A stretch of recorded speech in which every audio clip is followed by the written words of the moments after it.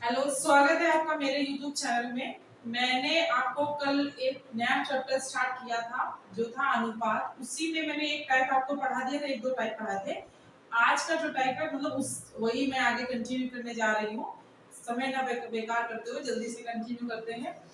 Question पहला है, किसी परिवार में 4,410 रुपए को 3 बेटों में बांटा गया। ठीक है, कौन सा वाला बांटा गया? सबसे छोटे बेटे का हिस्सा बताओ। बहुत आसान तरीका है। करना क्या है, पहले जो रेशियो दिया है 3:7:8, ठीक है, ये तीनों बेटों के हिस्से में बांटा गया हमको रेशियो, यानी टोटल हिस्सा देखते कितना था।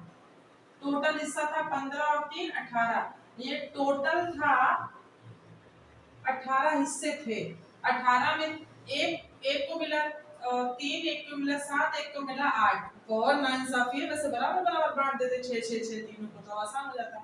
ठीक है, लेकिन हमको क्या करना है, चलिए टोटल हिस्सा कितना है 18 है, और इसमें टोटल रुपए कितना है 4,410। तो 18 रेशियो बराबर हो जाएगा 4,410। अब इसको क्या करेंगे, काट लेंगे। 18 दूनी 36, फिर कितना बचा यहाँ पे 81 बचा। ठीक है, तो 18 पंचे 90 ज्यादा हो जाएगा। 18 चौको 72 कर देंगे। जब 72 करेंगे तो यहाँ पे 9 बचेगा, यानी फिर हो जाएगा 18 पंचे 90। यानी इसको काटेंगे तो आ जाएगा एक रेशियो बराबर आएगा 245। ठीक है, तो उसने बोला सबसे छोटे बेटे का हिस्सा बताओ, और मतलब सबसे छोटे बेटे का हिस्सा बताना है। अब यहाँ पे ये है, सवाल में थोड़ा सा गलत लिखा हुआ है, सबसे छोटा हिस्सा बताना है, सबसे छोटा हिस्सा। ठीक है, ये याद रखिए, सबसे छोटा हिस्सा। क्योंकि इसमें कई सवाल में ये नहीं दिया है ना कि पहले वाला बड़ा था कि दूसरा वाला छोटा था कि तीसरा वाला छोटा था, कुछ दिया नहीं है। सवाल इतना ही था। तो सबसे छोटा हिस्सा क्या है, तो सबसे छोटा हिस्सा हमारे हिसाब से क्या है 3 है, तो 3 का मल्टीप्लाई करा देंगे, आंसर आ जाएगा 3 × 15, 3 × 12 = 13, 3 × 6 = 7। ये सबसे छोटा हिस्सा क्या है 735 रुपए का। अगला चलते हैं। क्वेश्चन है, किसी चैरिटी संस्था को रजनी, प्रीति और सुमन ने क्रमशः 14 12 14 17 के अनुपात में रुपए अनुपात में दिए। मतलब एक चैरिटी थी जहां पे सुमन, प्रीति, रजनी, इन तीनों ने, हम लिख लेते हैं यहाँ पे रजनी, प्रीति और सुमन, इन तीनों ने हिस्सा दिया है। रजनी ने दिया 12 का, और उसने दिया 14 का, इसने दिया 17 का। इस रेशियो में इन लोगों ने अनुदान दिया। ठीक है, कुल राशि दी गई है इतनी, तो उसमें से सुमन ने कितने रुपए दिए ये पूछा गया। तो एक चीज बताओ, कुल राशि दी गई यानी हमें टोटल हिस्से भी देखने पड़ेंगे। तो 7 4 11 में 2 जोड़ देंगे, कितना हो जाएगा 13, और 3 1 4, यानी कि टोटल हमारा कितना हो जाएगा 43। टोटल हमारा जो 43 है, अब क्या होगा, टोटल में हम कर लेंगे सीधे सीधे जो टोटल है उसके बटे में। तो 43 यानी 23650 बटे 43। पूछा किसका गया ये बताइए, पूछा गया सुमन का। सुमन का कितना हिस्सा है 17 है। बस सॉल्व कर लो, आंसर आ जाएगा। आ रही समझ में, इन तीनों को जोड़ा गया है तो हमारा निकला तो 43। ये यहाँ लिख देना ऐसे 7 4 11 12 13 3। हाँ ठीक है, इसको आप सॉल्व कर लोगे, आंसर आ जाएगा। ये तो मैं भी सॉल्व कर देती हूँ, वैसे इतना तो आना ही चाहिए ना आपको सॉल्व करना।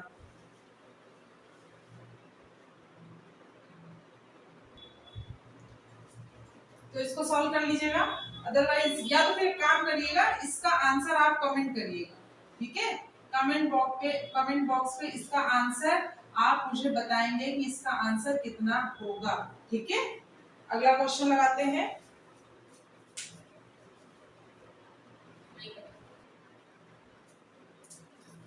अगला क्वेश्चन है, एक न्यायालय के निर्णय के अनुसार 4500 रुपए ए, बी तथा सी के बीच में बांटा जाना है। ये धनराशि क्रमशः 4:3:2 के अनुपात में बांटी जानी है। ए तथा सी के हिस्से में अंतर बताया गया है। तो राशि क्या है, लोग कौन कौन से ए बी सी, और अनुपात क्या है 4:3:2। यही अनुपात है ना, एक मिनट, हाँ ठीक है, ये अनुपात है। ठीक है, इसके अनुपात में बांटी जानी है, और टोटल राशि कितनी है 4500 रुपए है। ठीक, टोटल ये राशि है। तो ये देख लो टोटल कितने भाग बन रहे हैं, 4 3 7 2 9। तो यहाँ कर लेते हैं 4500 टोटल नंबर। ये जो मतलब जिसकी संख्या है वही रखेंगे ना, यहाँ टोटल है तो यहाँ भी तो टोटल ही रखेंगे ना, कुछ अलग अलग तो कर नहीं देंगे। अब पूछा क्या है, ए तथा सी में अंतर। तो ए और सी में अंतर देखो कितना है, ए और सी में अंतर कितने का है 2 का है, तो यहाँ 2 से मल्टीप्लाई करा देंगे, सॉल्व कर लो। 9 × 5 = 45, 0 0 गुणा 2 यानी कि 1000 का अंतर। अरे यार 1000 का अंतर आ रहा है ए और सी के बीच में। ठीक है, यही होगा आपका आंसर।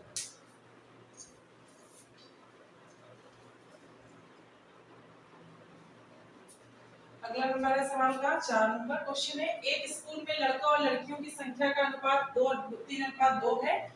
लड़कों की संख्या लड़कियों से 500 ज्यादा है, लड़कियों की संख्या बतानी है। ठीक है, कुछ बड़ा बात, कोई बड़ी बात नहीं है बताना। ठीक है, बोला क्या गया है, रेशियो क्या दिया गया है, गर्ल और बॉय का दिया गया है 3:2।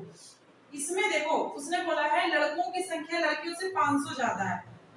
ठीक है, एक मिनट, लड़का पहले लड़का लिखते हैं, बॉय और गर्ल। ठीक है, तो उसने बोला है लड़कियों की लड़कों की संख्या लड़कियों से 500 ज्यादा है।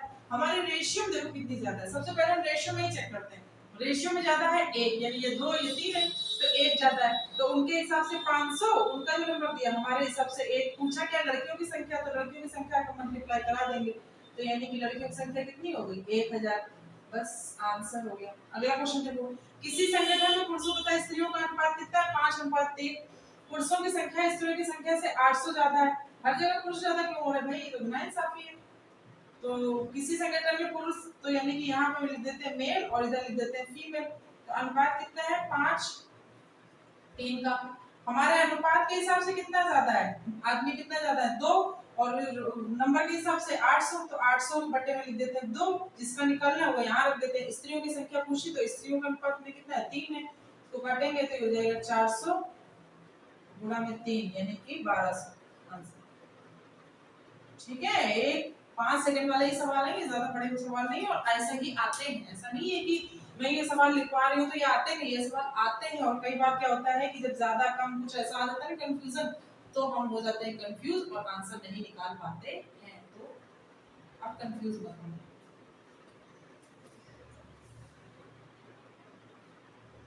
फिर अगला सवाल है, गोपाल की आय तथा व्यय का अनुपात 5:4 है। यदि कुल आय कुल खर्च से 800 रुपए अधिक है तो आय और व्यय बताना है। तो चलिए चलते हैं। गोपाल की जो इनकम यानी इनकम है और एक्सपेंडिचर यानी कि जो व्यय है, आय और व्यय, इसका अनुपात क्या है 5:4। ठीक है, अब उसने बोला है यदि कुल आय यदि कुल खर्च से 800 रुपए अधिक है, कुल आय जो ये मान लेते हैं हमारे रेशियो में है, और कुल व्यय ये है, और आय कितनी अधिक है 800 रुपए, हमारे हिसाब से कितनी अधिक है 1, तो उनके हिसाब से 800, हमारे हिसाब से 1 कर दिया भाग। गुणे में क्या करना है, पूछा है जो आय और व्यय बताना है, तो दोनों एक एक करके रख लेते हैं। तो हम अगर रख लेंगे अलग अलग बताने, क्योंकि तो पहले रख लेते हैं व्यय, तो निकल आया 3200 रुपए, और फिर लिख देंगे 800 में गुणा कर देंगे 400 का, तो सॉरी 5 का, तो निकल आएगा 4000 रुपए। यही हो जाएंगे आंसर। ठीक है, अलग अलग निकालना था तो हमने अलग अलग निकाल लिया। ये हमारा निकला व्यय और ये हमारी निकली आय। ठीक है, अगला सवाल देखते हैं। किसी राशि को P, Q और R के बीच में बांटना है।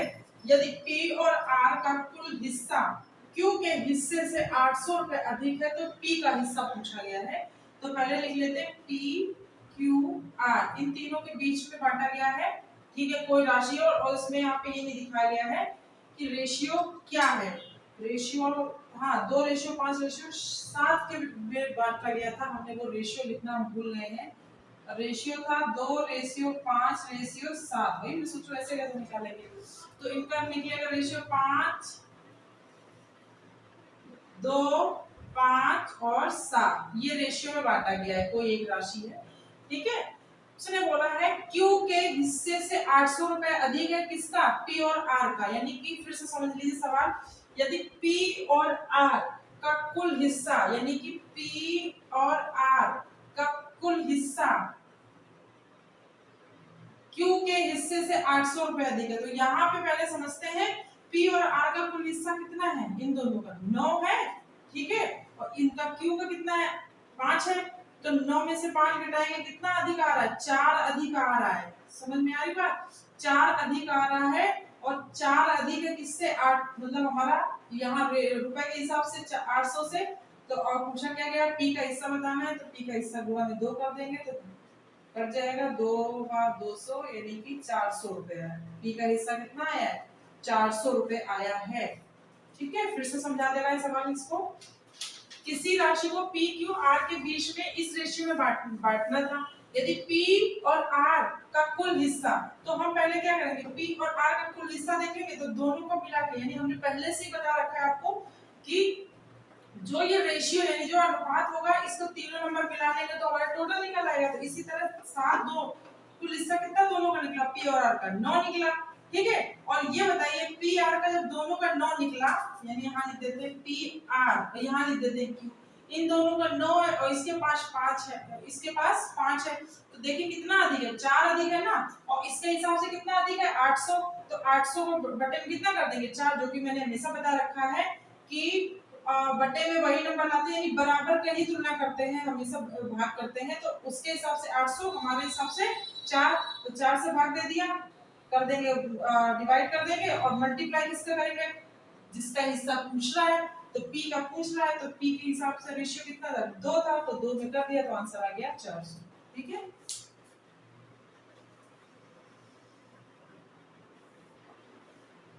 चलिए अगला क्वेश्चन देखते हैं। सेम है जो लास्ट वाला बताया उसी के जैसा है, इसीलिए बता रही हूँ ताकि कंफ्यूजन जो हो उस वाले में इसमें खत्म हो जाए। एक धनराशि ए बी सी के बीच में 3:7:5 के अनुपात में बांटना है। ठीक है, ए बी सी का अनुपात में किसमें बांटना, 3:7:5। यदि ए और बी के बीच के हिस्सों का अंतर 7600 है, तो ए और बी और के बीच का हिस्सों का जो अंतर 7600 है, हमारे हिसाब से कितना आ रहा है 4 का, तो इनके हिसाब से जो लिखा है वो और हमारे हिसाब से क्या कर देंगे भाग दे देंगे। पूछा किसका है, सी का हिस्सा, तो सी से मतलब सी के हिस्से से मल्टीप्लाई करा देंगे 5 से, 4 से काटेंगे, 4 एकम 4, 4 9 36, 1900 गुणा 5 यानी कि 9500। सी का हिस्सा कितना आया 9500। कितना टाइम लगा आपने चेक किया, 5 सेकंड 6 सेकंड हम लिख रहे हैं, लिखते नहीं तो और जल्दी हो जाता। क्वेश्चन है, किसी धनराशि को न्यूनतम रश्मि और अलका के बीच में 16:13:7 के अनुपात में बांटा गया। यदि न्यूनतम को अलका से इतने रुपए अधिक प्राप्त हुए तो रश्मि का हिस्सा बताना है, यानी कि क्या करना है रश्मि का हिस्सा। तो पहले लिख लेते हैं न्यूनतम का n, रश्मि का r और अलका का a। ठीक है, तो इनका रेशियो क्या दिया है 16:13:7, इस हिस्से में बांटा गया है। सर बोला यदि न्यूनतम को अलका से इतने रुपए अधिक मिले, न्यूनतम को अलका से, तो हमारे रेशियो के हिसाब से कितना मिल रहा है अधिक, 9 मिल रहा है, 16 9 7 16 होता है ना, 9 अधिक मिल रहा है, और इनके हिसाब से कितना मिल रहा है 65,439 रुपए अधिक मिल रहा है। तो हम क्या कर देंगे, पहले तो इसका डिवाइड करा देंगे, मल्टीप्लाई किसका कराएंगे जिसका पूछा गया, तो रश्मि का हिस्सा पूछा गया तो रश्मि का मल्टीप्लाई मतलब 13 से करा देंगे। तो काटते हैं, 9 अपना पता है 9 6 का 54 और 9 7 63 होता है, बचा यहाँ 2 24 हो गया, तो 9 दूनी 18, तो यहाँ बचेगा 6, फिर 9 7 63 और 9 एकम 9, यानी कि हमारा कितना आएगा, इससे काटेंगे तो 72 71 आएगा और गुणा कर देंगे 13, तो इसका मल्टीप्लाई करा दो, 13 एकम 13 13 हाँ 13 एकम 13 और 13 7 91 92 9 13 दूनी 26 और 26 में 9 जोड़ देंगे कितना हो जाएगा, 26 में 9 जोड़ेंगे हो जाएगा 35। हाँ 35 की 5 हाथ से लगा 3 और 13 7 91 फिर से, तो 91 में 3 जोड़ देंगे तो हो जाएगा 4 9, ये हो गया किसका रश्मि का हिस्सा। एक बार कैलकुलेशन फिर से चेक कर लेते हैं, 13 7 91 92 13 दूनी 26। हाँ ठीक है, कैलकुलेशन ठीक है, क्योंकि हो जाता है मिस्टेक, इंसान है गलतियां होती हैं। ठीक है, तो ये नोट कर लीजिए, मैं साइड हो जा रही हूँ।